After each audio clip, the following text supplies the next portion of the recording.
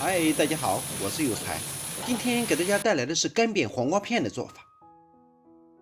首先，我们准备青瓤黄瓜3根，去除头尾后从中间一劈为2，然后把其切成斜刀片备用。这里注意片不要切得太厚，否则烹饪时难以入味；也不可太薄，否则在煸炒过程中易出水。大概切成0.3厘米这个样子就行了。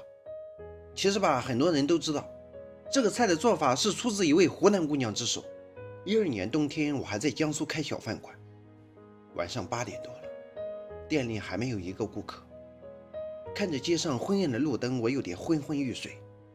不知道什么时候，我竟然趴在桌子上真的睡着了。等我醒来时，看到外面的天空已经黑得不成样子了，外面一个人也没有。一阵凉风吹来，老旧的窗户发出吱呀吱呀的声音。空气中安静的，就算落下一根针也清晰可辨。突然，一个女子的身影就硬生生地闯进了我的视野，我吓了一跳。你好，这里是饭店吗？是啊，好久没吃到老家菜了，我想点一份干煸黄瓜，你会做吗？当然会了。多少钱呀？8块。他咬咬牙，点了一份。本来想切丝呢，被他怯生生地制止了。后来按照他的要求切成这种斜刀片，然后把锅烧热。锅烧热后加入菜籽油和猪油适量，待油温烧热时，下入香葱段和蒜粒。我正要翻锅呢，他飞快地抓了一把干辣椒放在了锅里。我咬了咬牙，心想辣椒不要钱吗？正想着呢，他又抓了一把干辣椒扔进了锅里。8块钱的菜加了这么多辣椒，我有点心疼。于是我就心烦气躁地扒拉了几下，就这一阵瞎扒拉的功夫，料头的香味就出来了。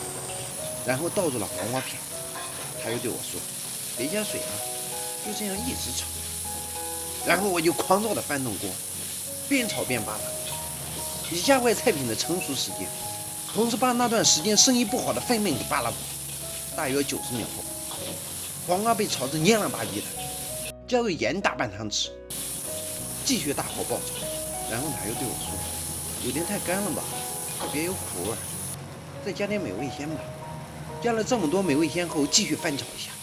然后他闻了一下说：“挺香的，这就可以了。”然后我又给他盛了2碗米饭，总共收了他18块钱。后来我们再也没有见过面，他应该早已把我忘了吧？你们又是谁的谁呢？搞定了！1日3餐记得按时吃饭。在我的印象里，炒黄瓜一直都不是很好吃的存在，有清生味，水辣嘞。直到那天尝过这种做法后，固有的观念真的有了很大的改变。原来黄瓜也可以炒得这么好吃。